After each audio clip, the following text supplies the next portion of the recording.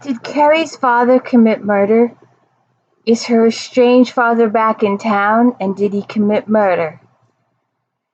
Hey everybody, welcome to the Deluise Book Series. I'm Kristina, Kristina, and I just read books, talk books, and I would appreciate it if you hit the like and subscribe button. I have very few family and friends, so I'm depending on the public to subscribe and like my channel and show their support for me. I just read books, talk books. Today we're doing book 2 in the Haunted Library Mystery by Allison, Brook, Read and Gone.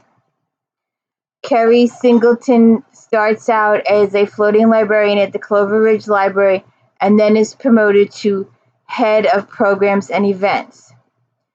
She originally came to town to spend some time with her Uncle Bosco and Aunt Harriet.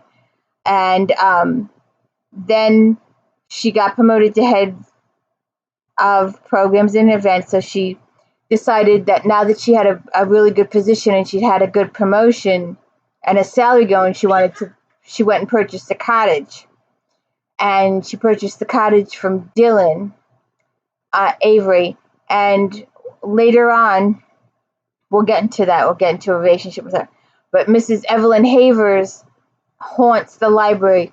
She died outside in the parking lot, and that will one day be addressed in one of the books. We will get to that. My co-host has arrived.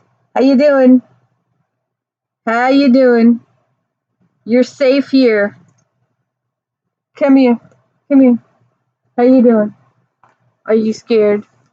Did those girls get you? Did that girl, itty bitty girl, get you? She's like 5 pounds. He's like 20. He's frightened of her to death. Frightened of her to death.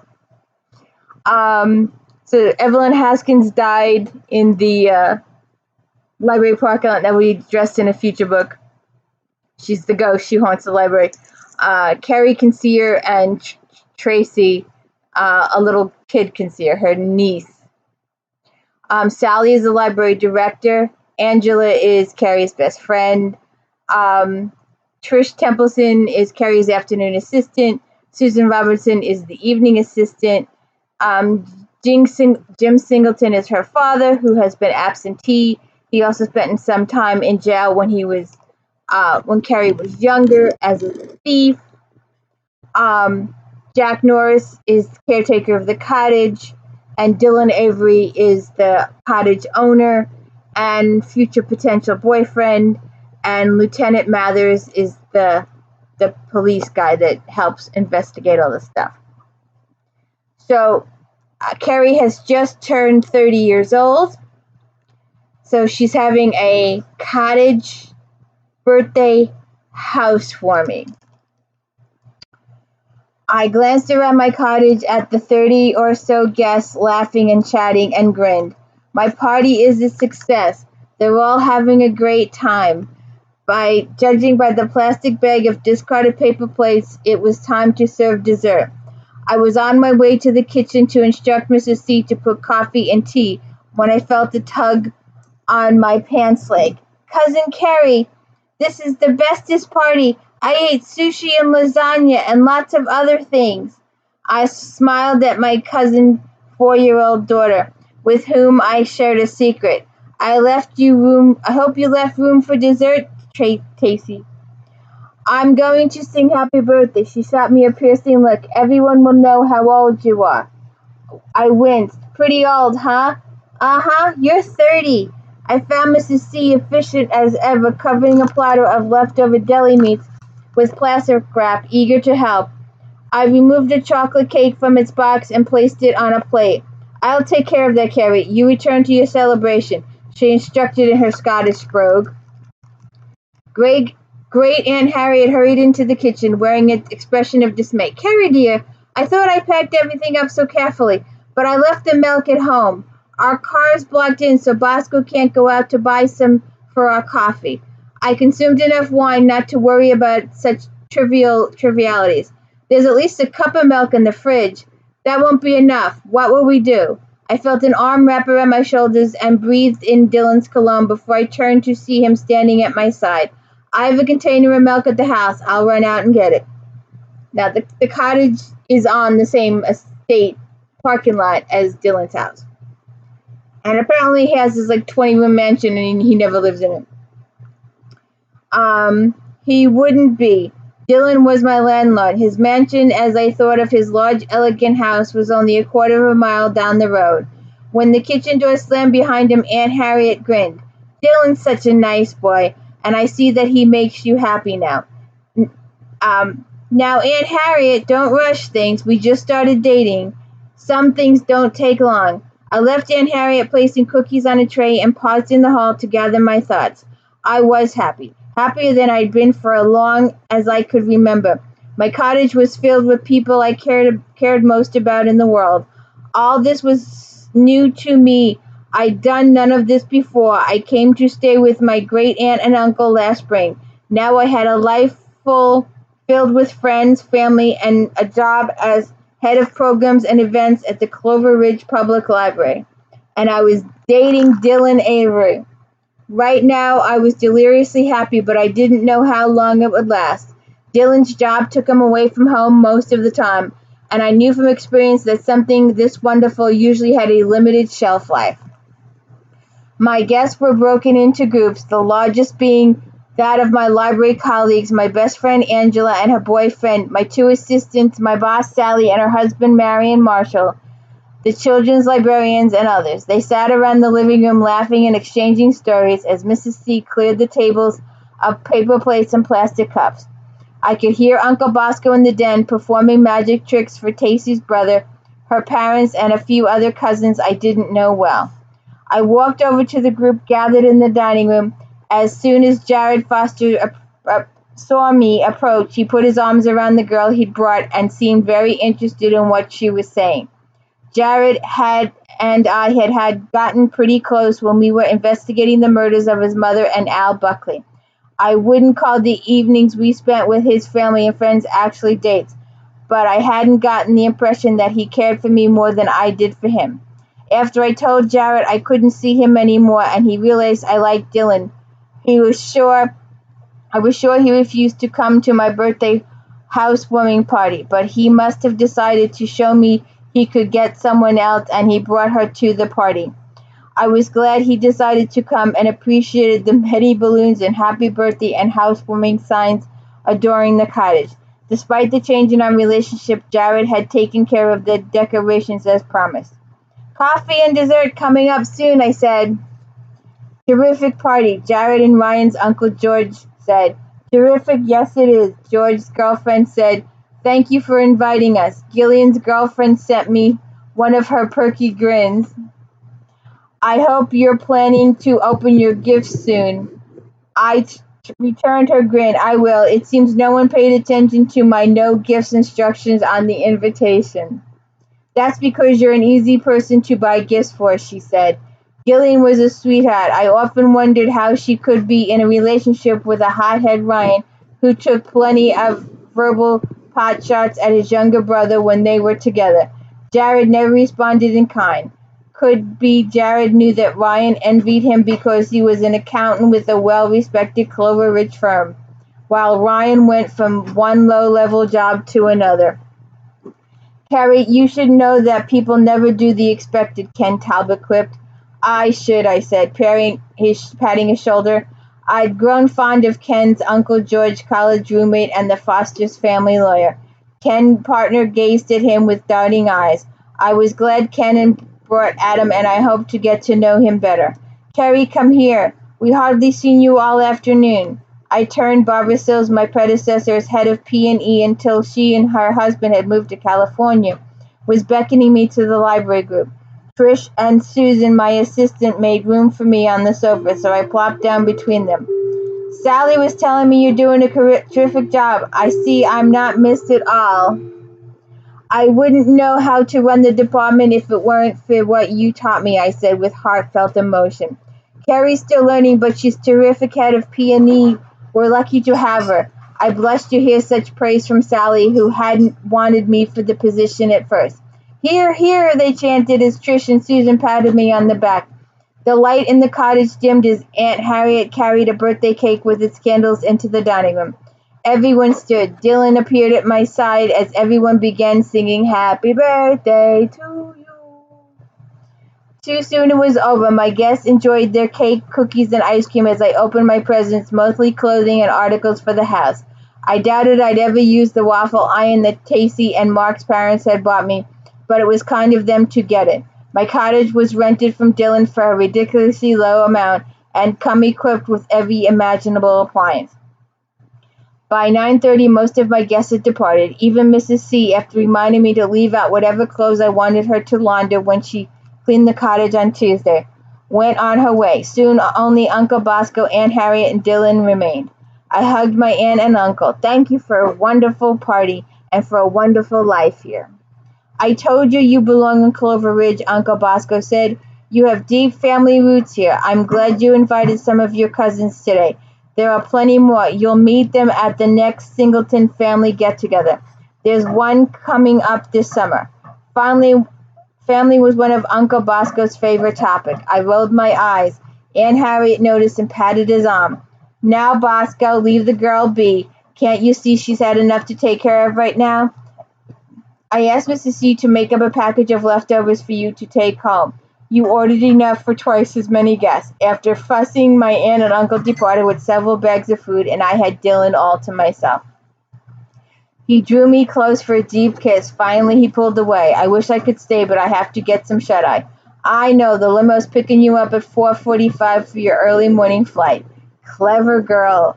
He stroked my cheek with his finger. "We'll make up for it when I'm home again." "When will that be?" "Christmas weekend, definitely. Next weekend, if we're lucky." How I love the sound of that small two-letter word. All right, I won't nag. I'm sure you'll have plenty of work to do getting the library ready for the holiday programs. As if that makes up for it, I gave him a gentle push. "Go on before I pull you back, then you won't get away till morning." After Dylan left, I opened my bedroom door and turned on the light, waking Smokey Joe, who'd been fast asleep on my bed. He opened his green eyes and stretched his lithe, half-grown body, flicking his bushy tail in the air before jumping down to greet me. I knelt down to scratch behind his ears. "You must be hungry since you finished all the treats I left you." I carried his little box back to the mudroom next to the kitchen, then brought his dishes into the kitchen to refill them with food and water. I watched him devour his late meal, purring as he ate. "Everyone asked for you," I said, "but the cottage was too crowded for you to run around as usual. And while you're generally well-behaved, I was afraid that seeing all that food might tempt you to jump on the tables." He lifted his head to stare playfully at me, then returned to his meal. "Anyway, you'll see most everyone who came to the party at the library tomorrow. Though it was only a few weeks ago that Smokey Joe had turned up at the cottage crying for food. It seemed he'd been a part of my life much longer. Though an odd sequence of events, I ended up bringing him to work with me that morning. The gray proved to be the most sociable of felines. When Sally asked me what I thought he was doing in the library, I told her he was our new library cat. Library cat. Thank goodness she liked the idea. Now I brought him to work with me every day. The patrons loved making a fuss over him, and Trish added an article about him would appear in the next newsletter. I was charged with emotion and energy, too restless to settle down. I changed into my nightgown, then plopped down on the living room sofa and flicked through the TV channels. I paused briefly to watch the Sunday night news, but nothing caught my interest. I sat down at my computer in the spare bedroom, which I set up as my office, and read my latest emails, as a few were from people I'd just seen who had written to tell me how much they enjoyed my party. I glanced down at the list of who had brought what Angela and Jillian had carefully made. As I opened my presents, I'd send out thank you notes very soon, but not tonight.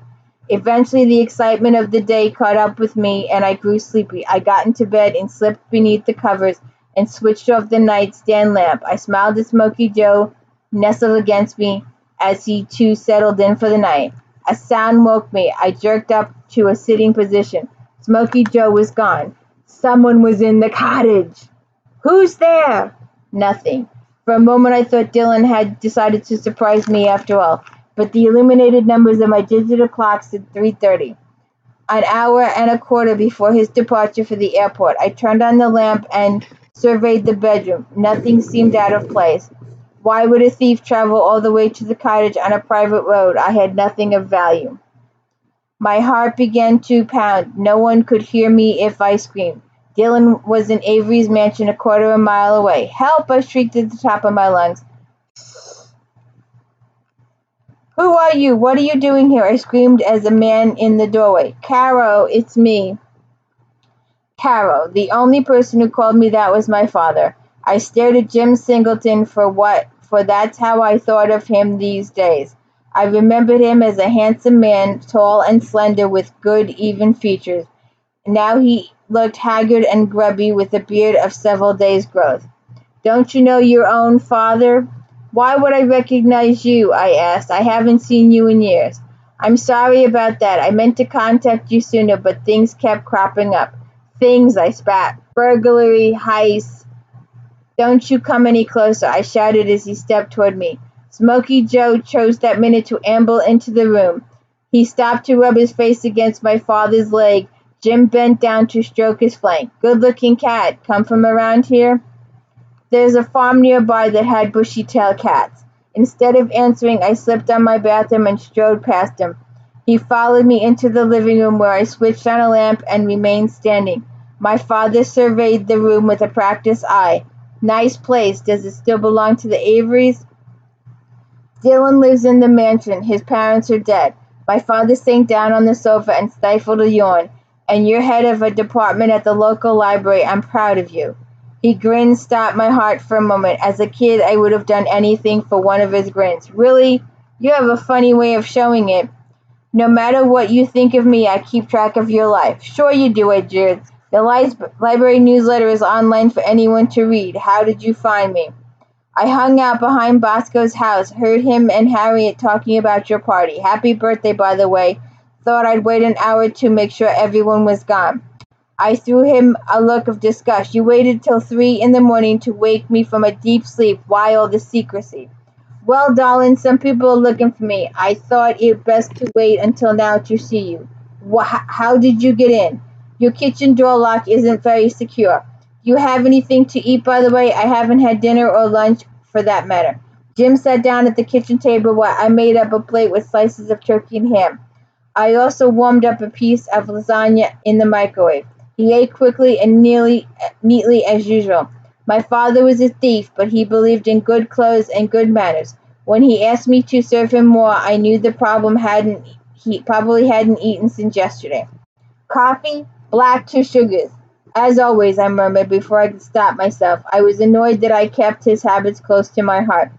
He shot me a grin. You remembered. Why are you here? As I slipped a French roast pot into the Keurig. I need your help, Cairo. I swallowed. Whatever he wanted meant trouble. Do you know Benton Parr, the jeweler? I met him since he's on the library board with Uncle Bosco, and I've spoken to him a few times on the phone. He's giving a talk Tuesday evening on gems, how to tell the real from false. I know he is. Jim suddenly sprang to his feet and paced the length of the kitchen. What do you make of him? I shrugged. He seems pleasant, dresses well. He's strongly in favor of the new addition to the library. Benton Parr's a thief. I started to laugh, but immediately froze when I caught his furious expression. We nabbed $7 million worth of perfectly stones, my retirement fund. Parr took the lot for safekeeping. I tried contacting him several times this past month, but he refuses to answer my emails and calls. He patted my shoulder as he gave me a rueful smile. Carol, I'm afraid I need to ask you to act as a go-between and retrieve my share of the stones.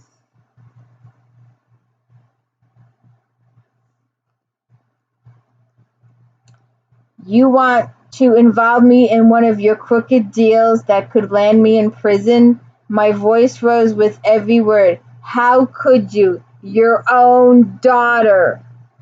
Carol, listen, all I'm asking is, why did you come here? I want you to leave. Tears sprang to my eyes. Angrily, I scrubbed them away. Jim tried to touch my arm, but I moved out of his reach. All I'm asking you to do is talk to Parr. Tell them I'm here to set up a meet and collect what's mine. Then let me know what he says." "What's yours?"